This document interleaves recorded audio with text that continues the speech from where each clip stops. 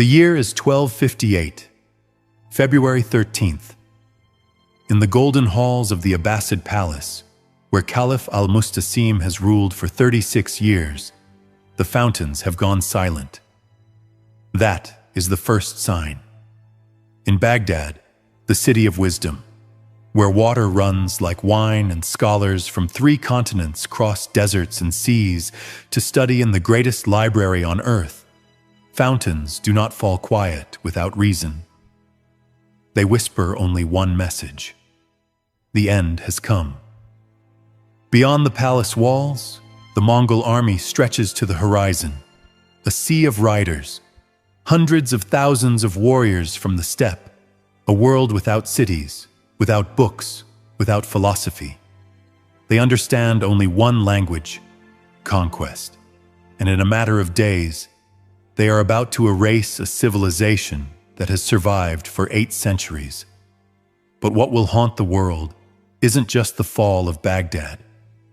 What will haunt the world is what they do after the gates break, what they do to the royal family, to the Caliph, to his sons, to his daughters, to his wife. Because the Mongols didn't merely kill, they erased, they made examples, and what they did to the family of al-Mustasim was so vicious that Persian chroniclers, who saw it with their own eyes, refused to put every detail to ink. Until now. Here at Dark Chronicles, we dig where history tried to bury its own screams. Persian manuscripts, Mongol military records, letters from Venetian traders who escaped the firestorm. Every viewpoint is a shard of a shattered mirror, and piece by piece we bring the forgotten truth back into the light. So let's return to Baghdad, because right now the gates are splintering. And what happens over the next 7 days will change the Islamic world forever. To understand the catastrophe, you have to understand the man at its center. Al-Mustasim is not just a king. He is the Caliph, the deputy of God on earth, the successor of the Prophet Muhammad, head of an empire that once stretched from Spain to India. He is the 37th Caliph of the Abbasid dynasty, a line that has ruled uninterrupted for 800 years. But by this point, the dynasty is old, and so is its confidence. Al-Mustasim is weak, comfortable, surrounded by courtiers who tell him only what he wants to hear. He spends his days in luxury, trusting in titles and traditions, believing that his status alone makes him untouchable. And when the Mongols begin to move toward Baghdad, he does what a man like him has done his entire life. He assumes the world will blink first. He believes Allah will protect him. He believes no army, no matter how savage, would dare strike the caliphate itself. He believes Baghdad is too important, too sacred, too inevitable to ever truly fall. He is wrong. The Mongols are led by Hulagu Khan, grandson of Genghis Khan, and by the time they reach the outskirts of Baghdad, they are no longer an army. They are a storm. They have already destroyed more than 40 cities across Persia. They've crushed armies 10 times their size. They've built mountains of skulls as warnings. They've turned rivers red as signatures.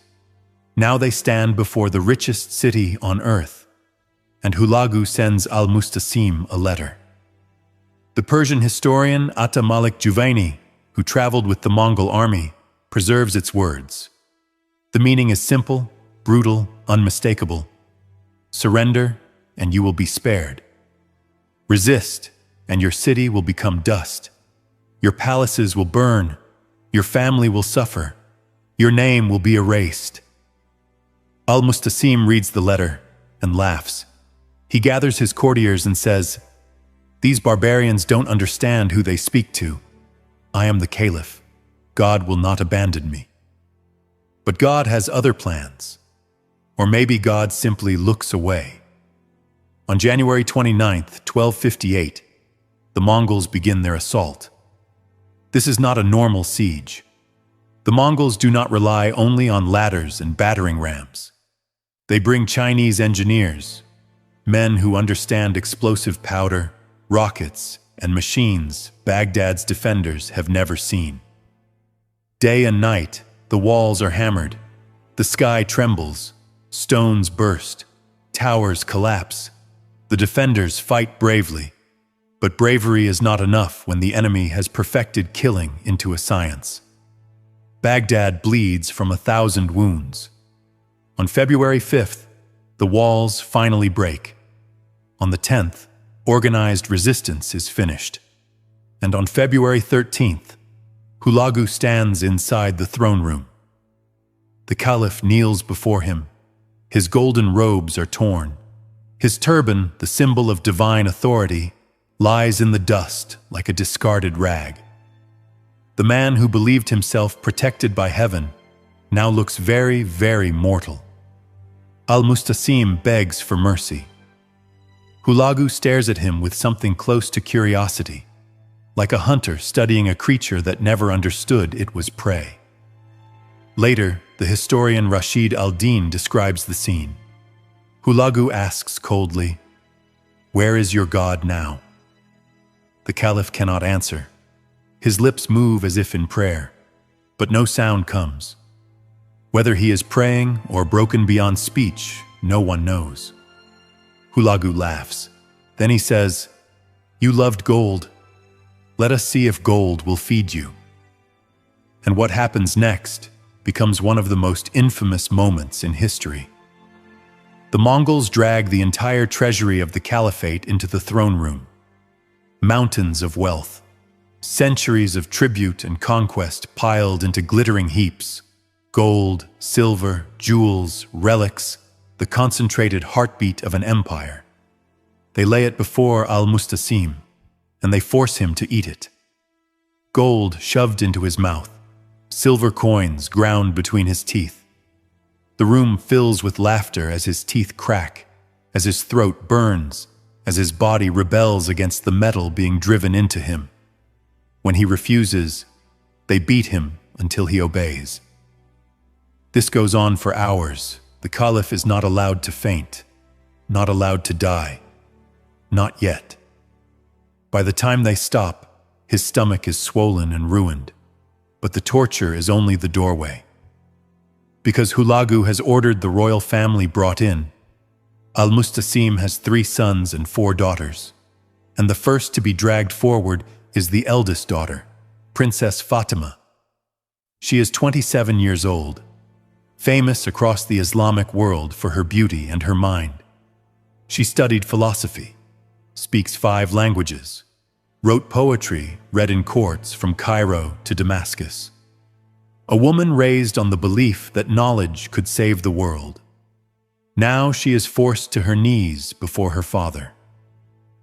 Mongol tradition, recorded in their own secret history, demands special treatment for high-born captives. But special doesn't mean mercy. It means public humiliation. Hulagu orders her robes removed. She refuses, so the soldiers rip them away. Rashid al-Din, even writing years later, cannot bring himself to describe everything. He leaves only a chilling line. What happened to her happened before her father's eyes, and when it was over, she was no longer alive. Other accounts are clearer.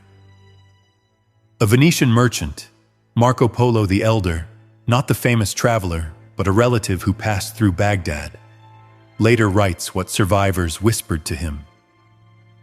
Fatima is violated by multiple men, one after another, while her father is forced to watch.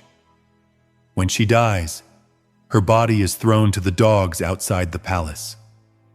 Pause there for a second.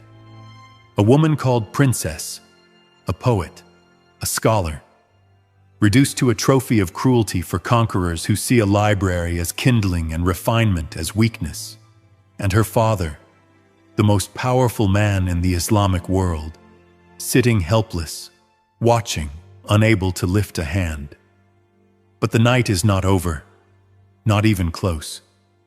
Because after Fatima, Hulagu calls in the sons, and the Caliph knows what comes next. He just doesn't know how long he'll be forced to endure it. The three sons of al-Mustasim are brought in next. They are young, too young to understand that history has already slammed the door behind them. The eldest, Prince Mubarak, is 23. The middle son, Prince Ahmed, is 21. The youngest, Prince Ali, is 14, still half a child, dragged forward into a room that smells of blood and broken stone. Hulagu looks at them the way a butcher looks at livestock, measuring, deciding, already knowing the outcome. He asks them the same question he asked their father. Where is your God now? For a heartbeat, the princes hesitate. Their world has collapsed so fast it doesn't feel real. Yesterday, they were heirs to the Abbasid Empire. Today, they stand chained in a throne room that belongs to someone else. Prince Mubarak steps forward. Maybe it's courage. Maybe it's pride. Maybe it's the last spark of a life built on certainty. He says, Allah will punish you for this. Hulagu nods slowly, like a teacher acknowledging a student's answer. Then he gives a quiet command. There is a Mongol rule, documented by Juvaini and other chroniclers, that royal blood must not be spilled openly. Whether it's respect, superstition, or fear of a curse, they believe that letting royal blood soak into the earth brings misfortune. So they kill kings without shedding blood. And for these three princes, Hulagu chooses one of their oldest methods, the method of the carpet. The boys are wrapped tightly in heavy rugs, so tight they can't struggle, can't breathe properly, can't even turn their heads. Their voices, muffled inside the wool, rise into terrified, pleading cries. Then the carpets are laid flat on the palace floor, and the Mongol horsemen ride over them, again and again and again. The sound, Rashid al-Din writes, is like wood breaking. Not a clean snap, something uglier. Bones shattering under hooves, flesh crushed into the marble. The cries grow thinner, then less human, then vanish. The Caliph sits frozen. He does not scream. He does not leap forward. He does not beg. Not because he doesn't want to, because there is nothing left in him that still believes begging matters. His sons are dead. And Hulagu isn't finished. There are still 3 daughters remaining. The oldest of them, Princess Zainab, is 25. The second, Princess Khadija, is 20. The youngest, Princess Aisha, is 12, small enough that her bracelets still slip down her wrists like she's playing dress-up in an adult world. For these girls, Hulagu decides bloodless death is too simple. Mongol practice, recorded in multiple sources, often spares high-born women from execution, but not from fate. They are taken as spoils, not for common soldiers, but for generals and nobles. Living trophies, walking reminders that the Mongols own not just your land, but your future. Zainab and Khadija are seized first. They are handed over to Mongol commanders like gifts, like rewards for loyal service. They are dragged out of Baghdad, out into the endless steppe, thousands of miles from the gardens and libraries of their childhood. They will live in felt tents among people who do not speak Arabic, who do not read, who do not build cities. Their names will be hard for their captors to pronounce, and so those names will soon disappear. A Mongol document discovered centuries later in the archives of Ulaanbaatar briefly mentions 2 Arab women of high birth given to the general Kitbuka after Baghdad's conquest.